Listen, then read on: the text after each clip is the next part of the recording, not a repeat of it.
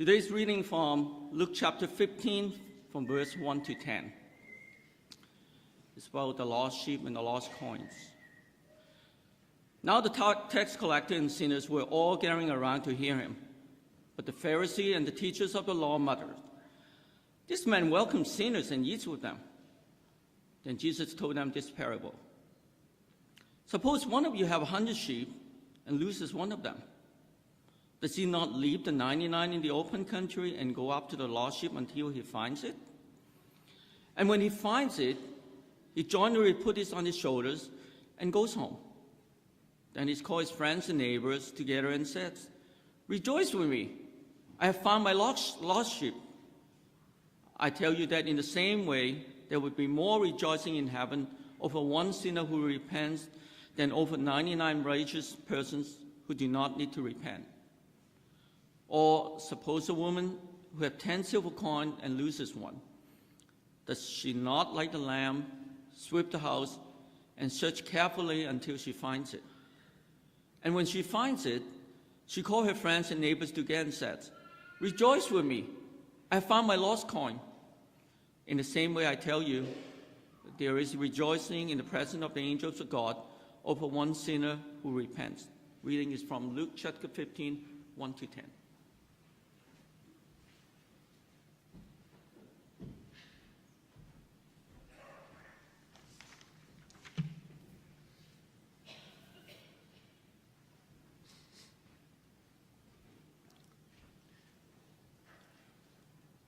We spent our time last Sunday morning looking at Luke 14, so I thought, well, this would be a good continuation of what we did.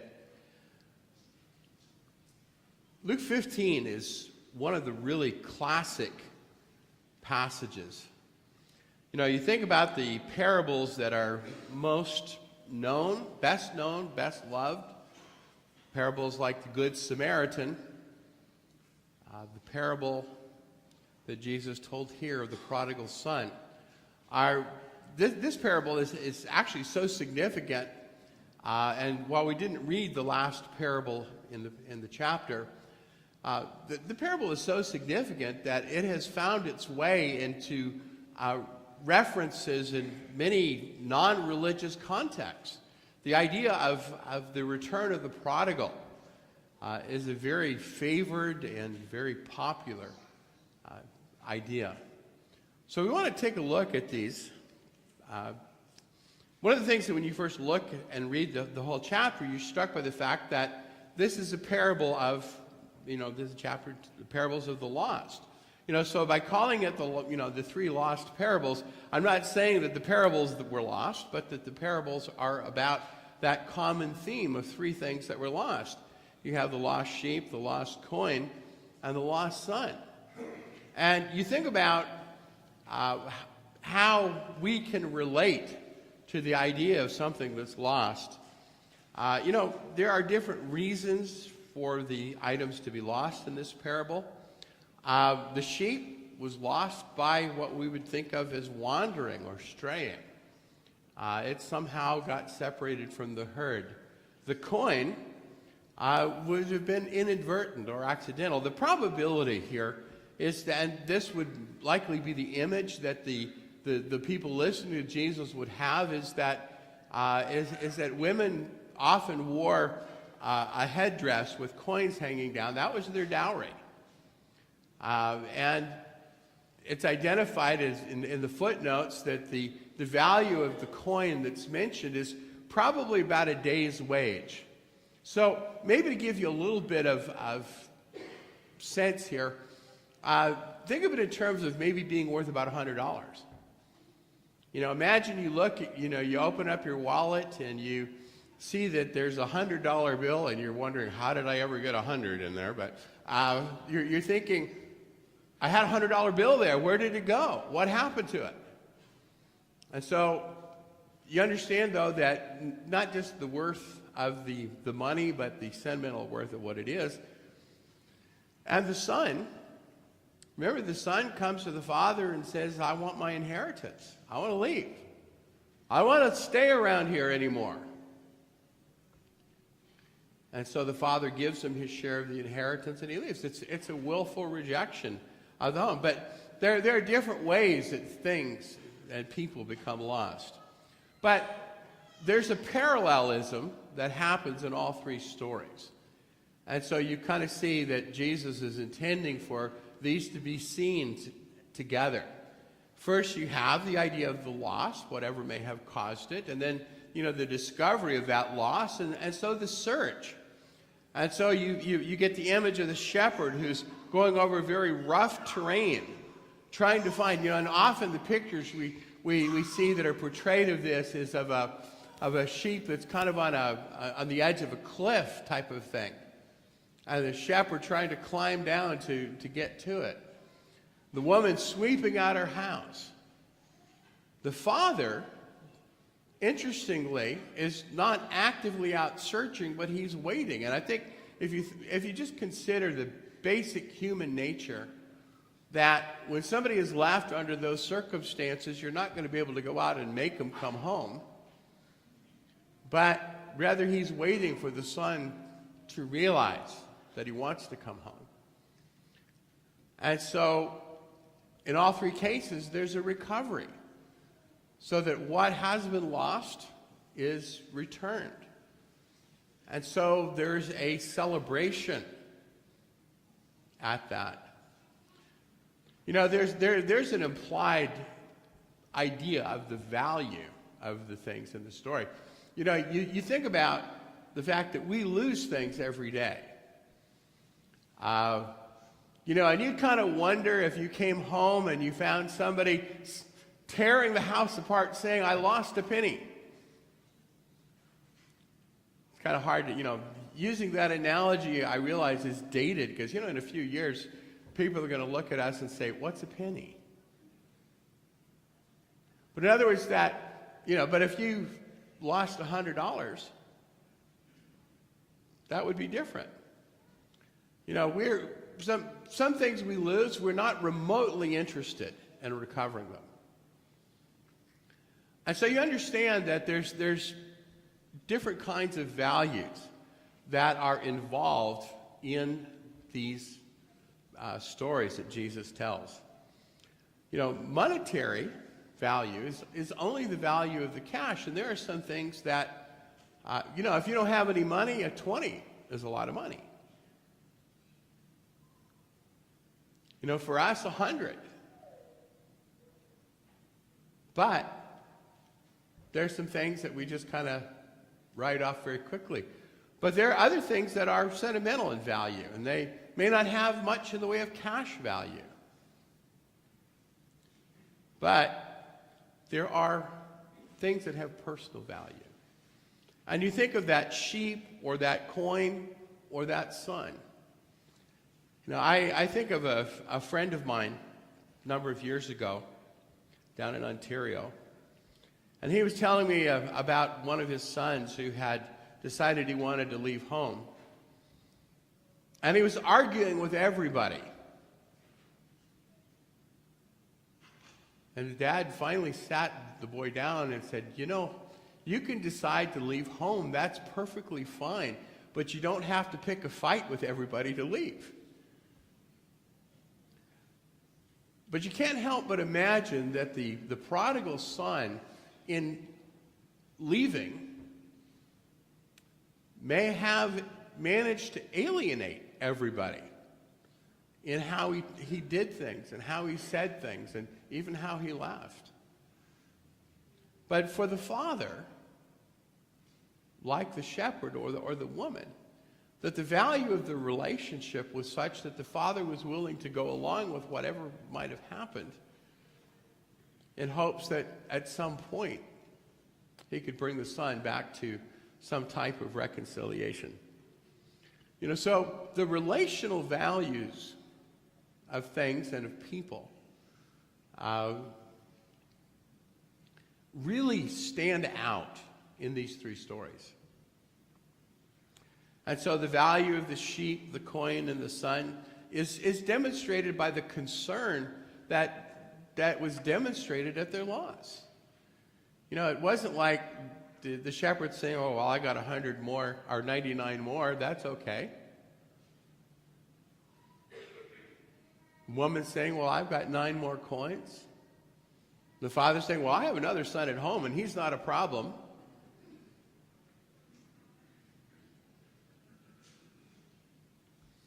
And so all demonstrated the value by the effort that they put in and the celebration when they recovered.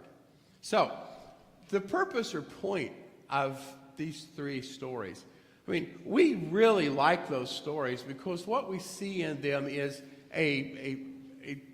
the idea of God's love and the fact that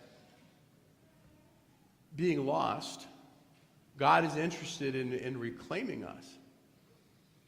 But there's a more specific point or application to these. If you go back to verse 1, it says that the tax collectors and sinners were gathering around Jesus to hear him.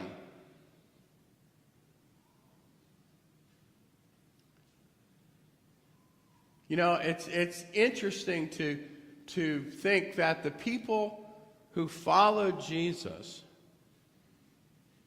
who wanted to hear him, were the people who needed to hear him. People whose lives were broken in many different ways. And I think it's interesting that Luke uses that term because what he's doing is he is echoing the Pharisees and the teachers. See, the teachers of the law see this crowd that Jesus is drawing. It's kind of human nature to find some basis to accuse somebody. And if you look at that word muttering, another word that could be translated here is murmuring. Remember back Israel as the people are coming out of Egyptian slavery, and Israel is grumbling and complaining, and one of the words that's used is murmuring. It's an evidence of discontent. It's a really bad, rotten attitude. You know, actually, the Old Testament is identified as a sinful thing. The people who complain and gripe. And the Pharisees and teachers of the law are murmuring about Jesus. And they're saying, this man, and look, there are 2 statements they make. This man welcomes sinners and eats with them. You know, it isn't just that these people are coming to hear him. It's he's encouraging them. Who is, you know, when I think about that, I think about the story where Jesus is visiting the house of Simon the Pharisee. And as they're sitting down to eat, the sinful woman comes in and begins to wash Jesus' feet and anoint his. And Simon, you know, that gets that righteous indignation. He's just sitting there shuddering. Does he know what kind of woman is touching him?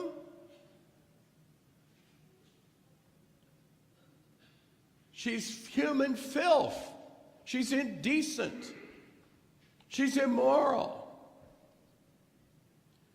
She doesn't deserve to breathe the same air that I breathe. Isn't that the attitude?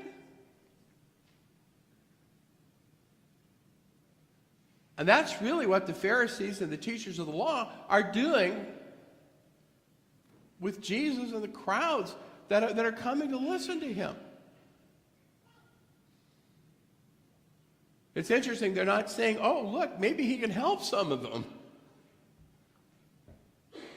It's somehow that discredits Jesus and how they see him.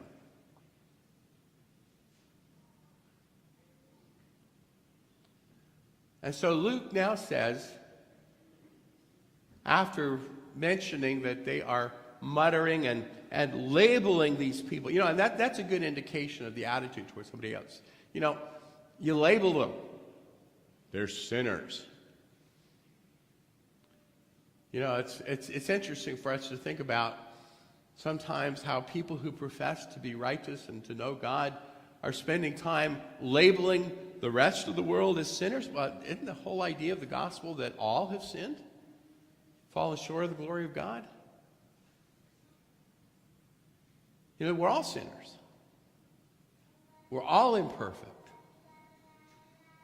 So when one sinner looks at another sinner and says, "You're a sinner," there's something wrong with that attitude. And so Jesus now tells, and what's interesting is Luke just tells them this parable, and actually it's 3 as we look at it. But I think there's a reason why you might think of it, you know, Luke might have done this as a single, you know, this parable.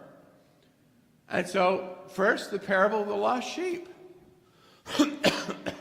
And so here's the sheep that's gone out and he's wandered off in the wilderness, gotten lost, gotten in some kind of a predicament. The shepherd has to go out and find him. And Jesus concludes that parable saying, there will be more rejoicing in heaven over one sinner who repents than over 99 who don't need to repent. That almost sounds like he's blaming the sheep, doesn't it? But that's not the point. The point is, Jesus is telling these parables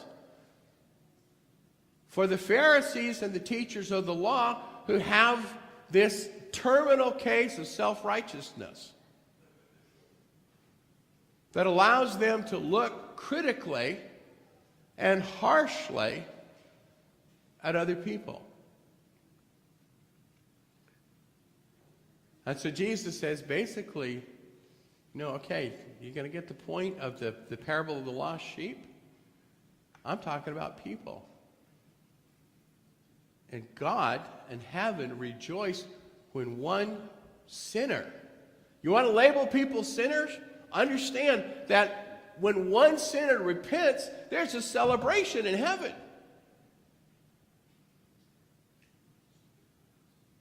Then he tells us about the lost coin. And again, gets to the application. There's more rejoicing in the presence of the angels of God over one sinner who repents.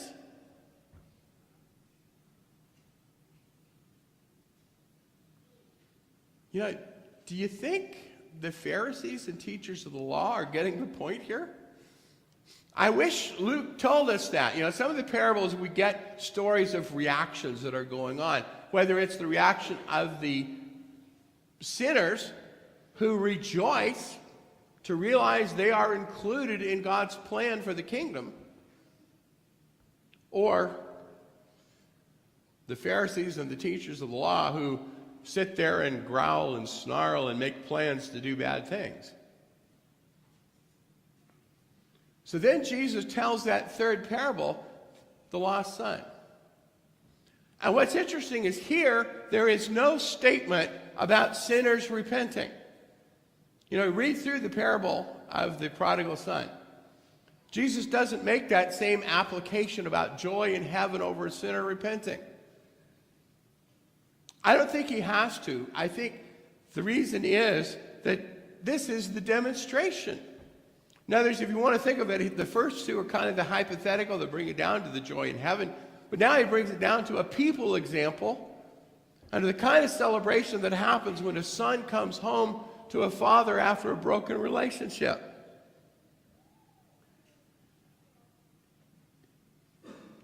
So what he tells about is the story of the broken relationship with the father.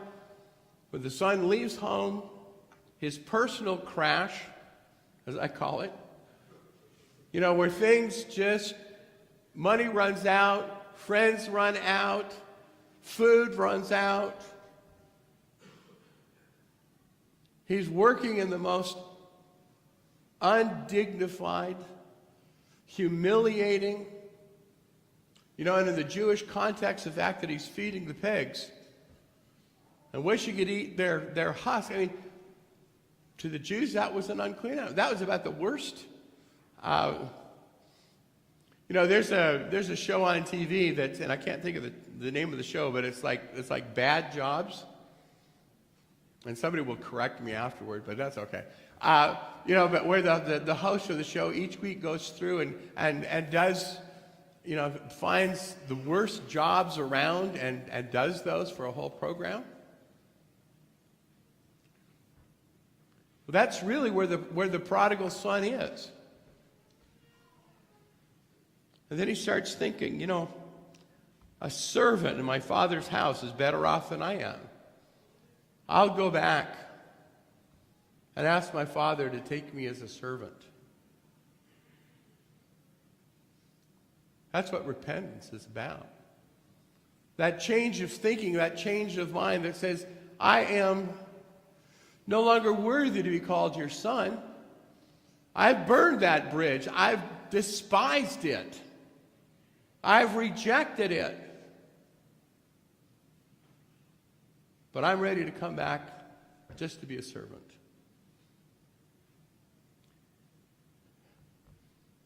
Somewhere I think I heard the expression somebody made that better to be a slave in heaven than a king in hell. Works for me. And so he goes back to the Father. And it says the Father is watching for him. And so there's that wonderful restoration of Father and Son back together again. Son says, I've come to be a servant if you'll take me. And the Father says, no way, that's going to happen. You're my son.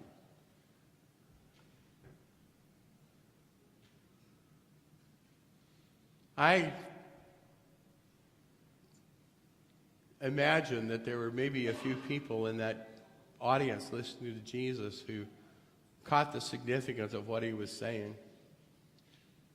Their lives were broken. They were bruised and battered by life.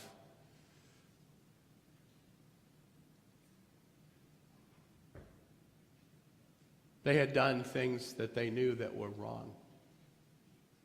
And life was hopeless and empty and painful. And they heard Jesus saying, you can go home. God's waiting for you to come home. And so the celebration, while he's talked about the celebration in the first two, and now here's the celebration with the prodigal. But then there's the older brother. Have you ever wondered why the older brother is there? Well, it's because of the situation for telling these three stories and the point. The older brother represents the Pharisees and teachers of the law. It says the older brother was angry. How dare he come home? How dare Dad give him a party? He doesn't deserve it. I'm the good one.